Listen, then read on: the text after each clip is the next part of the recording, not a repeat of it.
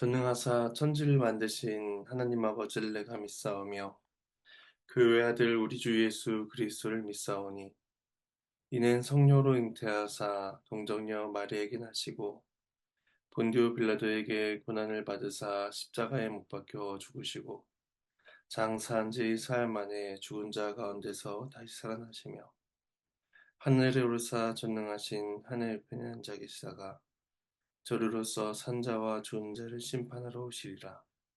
성령을 믿사오며 거룩한 공예와 성도가 서로 교통하는 것과 죄를 사해 주시는 것과 몸이 다시 사는 것과 영원히 사는 것을 믿사옵나이다. 아멘.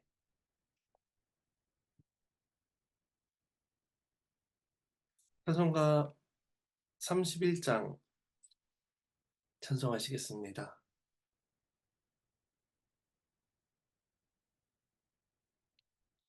31장 1절과 3절을 찬송하시겠습니다. 함께 찬양합니다. 찬양하라 복되신 구세주 예수 백성들아 사랑을 전하세 경배하라 하늘의 천군과 천사 주님 앞에 영광을 돌리세 목자같이 우리를 지키시고 종일 품에 늘 안아주시니 찬양하라 높으신 권세를 찬양 찬양 찬양 영원히 드리세 찬양하라 복되신 구세주 예수 천사들아 즐겁게 찬양해 구주 예수 영원히 다스리시니 면류관을 주 앞에 드리세 구주 예수 세상을 이기시고 영광 중에 또다시 오시리 찬양하라 높으신 권세를 찬양 찬양 찬양 영원히 드리세. 네, 함께 보실 말씀은 열왕기하 13장입니다. 열왕기하 13장 14절에서 25절까지 말씀입니다. 예, 본문을 살펴 나가며 말씀을 봉독하도록 하겠습니다. 오늘 본문에서는 엘리사가 마지막으로 등장을 합니다. 하나님의 사람이라 불리며 하나님의 손에 붙들려 수많은 기적들을 행했던 선지자에게도 병이 들어 죽음이 다가온다 라는 이것은 죄로 인한 이 세상의 슬픈 현실과 또 그럼에도 연약한 자를 들어 사용하시는 하나님의 은혜의 손길을 생각하게 합니다. 이제 엘리사는 죽음을 맞이하게 됩니다. 하지만 하나님께서는 이스라엘을 향한 은혜와 자비를 멈추지 아니하십니다. 하나님께서는 엘리사를 통해 주셨던 그 예언을 이루어 가시며 또한 조상들에게 베푸신 언약을 잊지 아니하신다라는 사실을 오늘 본문을 통해서 우리에게 확인시켜 주십니다.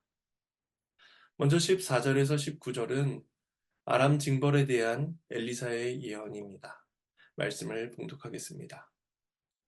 엘리사가 죽을 병이 들매 이스라엘 왕 요아스가 그에게로 내려와 자기의 얼굴에 눈물을 흘리며 이르되 내 아버지여 내 아버지여 이스라엘의 병거와 마병이여 하매 엘리사가 그에게 이르되 활과 화살들을 가져오소서 하는지라. 활과 화살들을 그에게 가져오매 또 이스라엘 왕에게 이르되 왕의 손으로 활을 잡으소서 하매 그가 손으로 잡으니 엘리사가 자기 손을 왕의 손 위에 얹고 이르되 동쪽 창을 여소서 하여 곧 열매 엘리사가 이르되 쏘소서 하는지라. 곧 쏘매 엘리사가 이르되 이는 여호와를 위한 구원의 화살 곧 아람에 대한 구원의 화살이니 왕이 아람 사람을 멸절하도록 아벡에서 치리이다 하니라. 또 이르되 화살들을 집으소서. 곧 집음에 엘리사가 또 이스라엘 왕에게 이르되 땅을 치소서 하는지라. 이에 3번 치고 그친지라. 하나님의 사람인 노아에 이르되 왕이 대여섯 번을 칠 것이니이다. 그리하였다면 왕이 아람을 진멸하기까지 쳤으리이다. 그런즉 이제는 왕이 아람을 3번만 치리이다 하니라. 북이스라엘의 왕인 요아스는 엘리사의 죽음이 임박했다라는 소식을 듣고 그를 찾아갑니다. 요아스는 눈물을 흘리며 내 아버지여 내 아버지여 이스라엘의 병과 마병이여 라고 부릅니다. 이 외침은 앞서 2장 12절에서 엘리사가 승천하는 엘리야를 향해서 외쳤던 말과 동일한 말입니다. 과거 엘리야는 바알 숭배자들과 맞서 싸우며 이스라엘을 옳은 길로 인도하기 위해서 애쓰는 영적인 아버지와 같았습니다. 현재 엘리사는 아람과의 오랜 대치로 인한 군사적 위기에서 여러 차례 이스라엘을 구원한 선지자였습니다. 앞서 7절에서 이스라엘의 병력이 마병 50명과 병거 10대와 보병 10,000명밖에 남지 않았다라는 것을 볼 때에 이스라엘 군사력은 매우 약화된 상태였습니다. 이러한 상황에서 엘리사의 죽음은 이스라엘 왕에게 매우 치명적인 일이었습니다. 엘리사를 향해 울부짖는 요아스에게 어떠한 믿음이 있었는지는 알 수 없습니다. 하지만 이후에 나타나는 모습을 볼 때에 그에게 탁월하고 온전한 믿음이 있었다라고는 볼 수가 없을 것입니다. 왜냐하면 그가 하나님의 말씀을 온전히 믿고 있지 못함이 드러나기 때문이죠. 따라서 그의 슬픔과 염려는 자신의 영적인 아버지가 떠나기 때문이 아니라 더 이상 군사적인 도움을 받을 수 없다라는 그런 염려가 더 컸던 것입니다. 하지만 하나님께서는 이런 요아스에게 지금까지 은혜를 베풀어 오셨으며 이제 엘리사 죽음 이후에도 은혜를 베푸신다는 사실을 알려주십니다. 이제 엘리사는 요아스에게 2가지 요구를 합니다. 첫 번째 요구는 활을 잡고 동쪽을 향해 쏘라는 것입니다. 이때 선자는 활을 잡은 왕의 손 위에 자신의 손을 함께 얹습니다. 이것은 하나님의 은혜와 능력이 왕의 손 위에 함께 할 것임을 보여주는 상징적인 행위였습니다. 그리고 왕이 화살을 쏘자 그때 엘리사는 화살의 의미를 가르쳐 줍니다.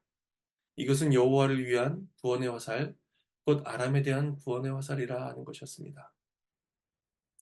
그리고 덧붙여 왕이 아벡에서 아람 사람을 멸절시키게 될 것이다 라고 그렇게 가르쳐 줍니다. 이때 아벡이라는 지역은 과거 아합의 승리를 연상시키는 곳이었습니다. 열왕기상 20장 22절 이하에서는 북이스라엘의 아합과 아람의 베나닷이 아벡에서 전투를 하는 장면이 기록되어 있습니다. 그때 이스라엘 자손은 두 무리의 적은 염소떼와 같았고 아람 사람은 그 땅에 가득하였다라고 기록하고 있지만 하나님께서는 이스라엘 자손이 하루에 아람 군대 보병 10만 명을 죽이게 하심으로써 놀라운 승리를 얻게 하셨습니다. 이처럼 아합의 승리가 아니라 하나님의 승리가 드러난 곳이 바로 아벡이었습니다. 하지만 그때 패배한 베나닷이 굵은 배로 허리를 동이고 아합을 찾아오자 아합은 그를 형제라고 부르며 용서하고 아람과 조약을 맺게 됩니다.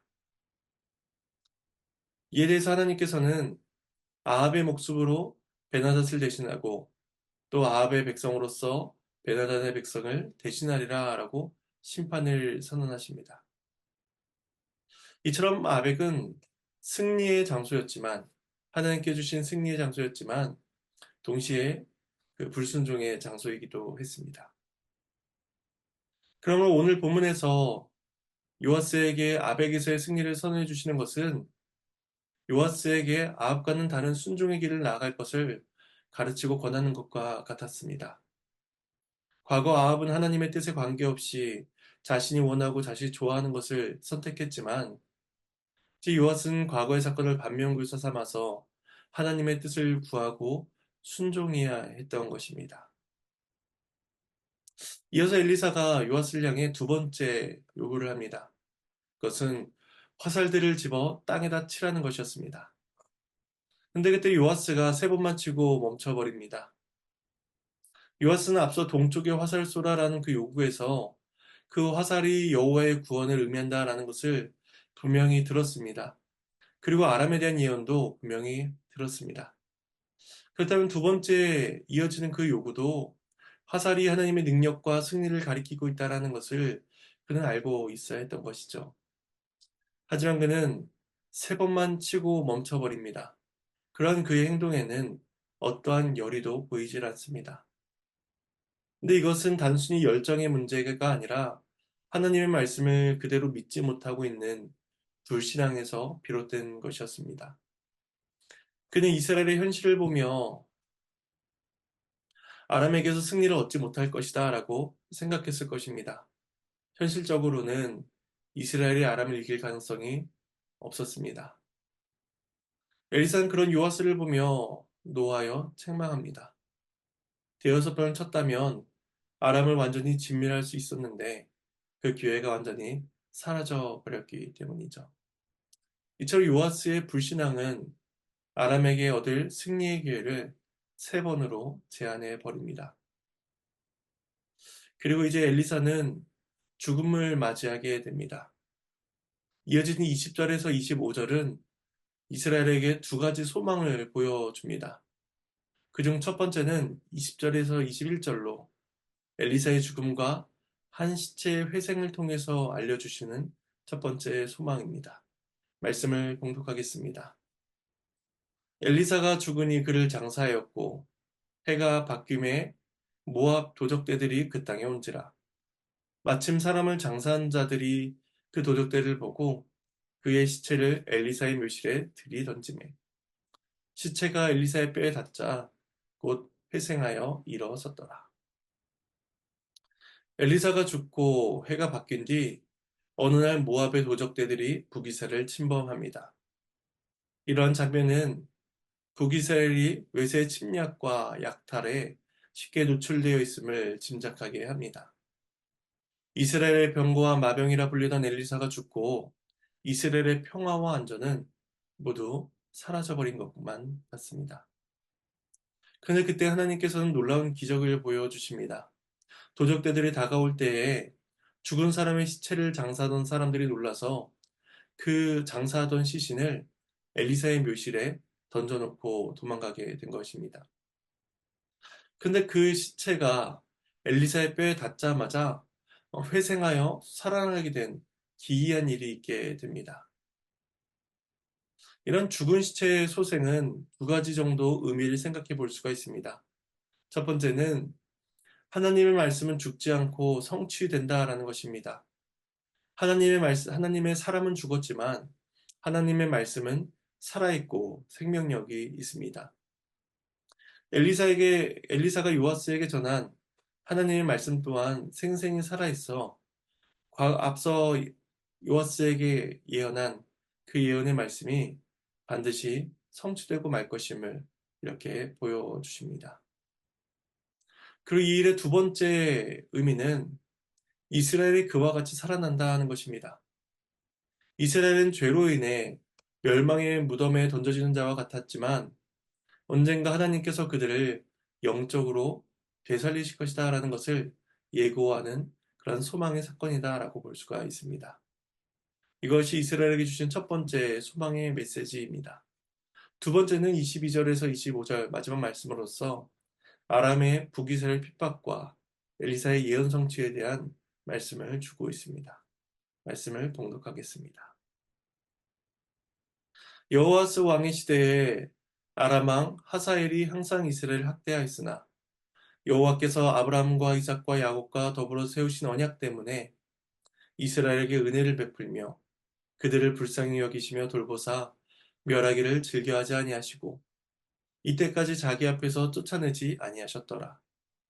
아람의 왕 하사엘이 죽고 그의 아들 베나닷이 대신하여 왕이 되매 여호아스의 아들 요아스가 하사엘의 아들 베나닷의 손에서 성읍을 다시 빼앗으니 이 성읍들은 자기 붙인 여호아스가 전쟁 중에 빼앗겼던 것이라. 요아스가 베나닷을 3번 쳐서 무찌르고 이스라엘 성읍들을 회복하였더라. 하나님의 말씀입니다. 하나님께 감사합니다. 압달락에서 도적대로 인한 어려움이 기술되었듯이 여기서도 이스라엘이 당하고 있는 어려움이 먼저 기술됩니다. 이스라엘은 요아스의 선대왕인 여호아스 때부터 하사엘로 인한 학대를 당하였습니다. 그래서 어제 보았던 3절에서 늘 아람 손에 넘어갔다라고 말씀하고 그리고 오늘 22절에서는 항상 학대를 당했다라고 말하고 있습니다. 그리고 7절에서는 마병 50명과 병거 10대와 보병 10,000명이라고 말씀하며 이스라엘에 당한 핍박의 현실을 보여줍니다. 이처럼 이스라엘에게는 회복의 소망이 전혀 보이지 않고 있었습니다. 그런데 이어진 23절은 이스라엘이 망하지 않는 이유, 이스라엘이 망하지 않을 이유를 설명합니다. 하나님의 언약적 사랑이 이스라엘에게 주어지고 있다는 것입니다. 사사기에서 열왕기까지 이를 때에 이 전체에서 3명의 족장들의 이름이 언급되는 것은 오늘 본문이 유일합니다. 물론 열왕기상 18장 36절에서 엘리야가 기도할 때에 바알 숭배자들과 대결할 때 기도를 하게 되는데 그때 세 족장의 이름들이 언급되긴 하지만 언약적 신실하심을 표현하는 것은 사사기에서 열왕기까지 본문 가운데 오늘의 본문이 유일합니다. 게다가 은혜를 베풀다, 불쌍히 여기다라는 이 2가지 표현이 동시에 나온 것은 출애굽기에서 금송아지 사건 직후에 나오고 그 이후에 처음으로 언급이 되고 있습니다. 출애굽기 33장 19절에서 나는 은혜 베풀 자에게 은혜를 베풀고 긍휼히 여길 자에게 긍휼을 베푸니라 라고 말씀하셨는데 오늘 본문에서는 언약 때문에 은혜를 베풀며 그들을 불쌍히 여기신다 라고 말씀하고 있는 것입니다. 오늘 본문은 이스라엘이 멸망당하지 않을 이유를 이것으로 설명하고 있습니다. 그 이스라엘의 조상 하나님, 아브라함과 이삭과 요셉의 하나님께서 그들을 사랑과 긍휼로서 바라보고 계시며 그러하기 때문에 그 이스라엘을 자기 앞에서 쫓아내지 아니하신다라고 말씀하고 있는 것입니다. 그래서 24절에서 25절은 하나님의 약속의 성취를 보여줍니다. 죽은 자가 소생되는 기적과 같이 핍박으로 인해 죽은 자들과 같았던 그 이스라엘의 회복을 보여주고 계신 것입니다. 하지만 요아스가 3번 화살로 땅을 3번 쳤듯이 하나님께서는 그들에게 3번의 승리와 회복을 주십니다. 하지만 그로 인해서 과거 빼앗겼던 성읍들을 회복할 만한 충분한 회복과 승리를 주고 계신 것입니다. 비록 하나님의 사람은 죽고 그들 곁에 없지만 영원하신 하나님께서는 그들과 함께 계시며 무궁한 사랑과 긍휼을 그들에게 베풀고 계신 것입니다. 그리고 그 은혜와 사랑을 지금도 우리들에게 베풀고 계십니다. 말씀의 적용점을 3가지로 간단히 살펴보겠습니다. 첫 번째는 우리는 어떠한 목적으로 하나님의 이름을 부르고 있는지를 돌아봐야 할 것입니다. 요아스는 엘리사의 존재가 군사적인 보호를 보장해주며 그가 죽으면 그 보호 또한 사라진다고 생각하였습니다. 그는 엘리사를 통한 기적과 결과에만 초점을 두고 있었을 뿐 그를 통해 이스라엘과 함께 하신 하나님을 전혀 깨닫지 못하고 있었습니다. 우리 하나님은 도움을 주시는 분 이전에 자신의 백성과 함께 하시는 분이십니다. 따라서 우리는 예배와 삶을 통하여 하나님과 교통하며 하나님과의 사귐의 기쁨을 누리며 그런 목적을 가지고 하나님의 이름을 불러야 할 것입니다. 두 번째는 우리의 생각으로 하나님의 존재와 하나님의 능력을 제한하고 재단해서는 안 된다는 것입니다. 요하스는 구원의 화살이 되신 하나님을 믿고 그 믿음의 화살을 내리치는 행위를 통해서 그 하나님의 능력과 존재하심을 고백해야 했습니다. 하지만 그는 그렇게 하지 못합니다. 북이스라엘에게는 병력이 얼마 남지 않았으며 그 아람 군대가 물러날 기미가 보이지 않았기 때문입니다. 게다가 하나님의 사랑까지 죽음을 앞두고 있었습니다. 이런 상황에서 요아스는 하나님을 신뢰하지 못합니다. 요아스는 하나님의 권세보다 아람의 권세가 더 크다라고 느꼈던 것입니다. 우리는 현실 가운데 현실의 모습과 또 하나님의 존재, 이러한 두 가지 상황 속에서 우리가 어떤 것에 더 영향을 받고 있는가, 어떤 것을 더 신뢰하고 바라보는가 생각하며 하나님의 크신 능력과 존재를 우리는 크게 붙들어야 될 것입니다. 마지막 세 번째는 우리를 살리신 하나님께 우리는 영광과 경배를 올려야만 합니다. 말씀을 전하는 자들은 다 죽고 사라집니다. 하나님의 사람인 엘리사조차도 죽음을 맞이했습니다. 하지만 하나님의 말씀과 그 말씀의 성취만은 생생히 역사 가운데 존재하고 역사하고 있습니다. 하나님께서는 죽은 육체를 소생시키실 뿐만 아니라 죽은 영혼도 소생시키시는 분이십니다. 삼위일체 하나님께서는 죄로 인해 부패한 우리들의 본성을 살아나게 하셨으며 말씀을 통하여 하늘의 양식을 계속해서 먹이십니다. 따라서 우리는 우리를 중생케 하사 말씀을 듣는 귀를 주셨으며 또 그 말씀으로 살아가게 하신 하나님께 예배와 감사의 경배를 올려드려야 할 것입니다. 이러한 은혜가 저 여러분의 삶 가운데 있기를 간절히 소망합니다. 잠시 기도하고 마치겠습니다. 하나님의 은혜에 감사를 드립니다. 요아스가 연약하고 부족한 모습으로 주 앞에 살아갔지만 하나님께서는 그럼에도 그들을 긍휼히 여기시고 사랑을 베풀어 주십니다. 그 이유는 전적으로 하나님께서 이스라엘과 맺으신 언약 때문임을 다시 한번 기억하게 됩니다.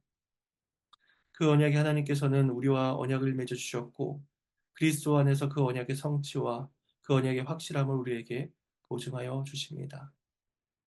그 하나님의 신실하심을 믿고 살아갈 수 있도록 도와주시고 우리를 구원하신 그 하나님의 능력과 진실하심을 굳게 바라보며 신뢰하며 살아가는 그땐 하루가 될 수 있도록 도와주시옵소서. 감사를 드리옵고 이 모든 말씀 예수님의 이름으로 기도합니다. 주님께서 가르쳐주신 기도로 마치겠습니다. 하늘에 계신 우리 아버지여, 이름이 거룩히 여김을 받으시오며 나라가 임하시오며 뜻이 하늘에서 이루어진 것 같이 땅에서도 이루어지리이다. 오늘 우리에게 일용할 양식을 주시옵고 우리가 우리에게 죄 지은 자를 사하여 준 것 같이 우리의 죄를 사하여 주시옵고 우리를 시험에 들게 하지 마시옵고 다만 악에서 구하시옵소서. 나라와 권세와 영광이 아버지께 영원히 있사옵나이다. 아멘.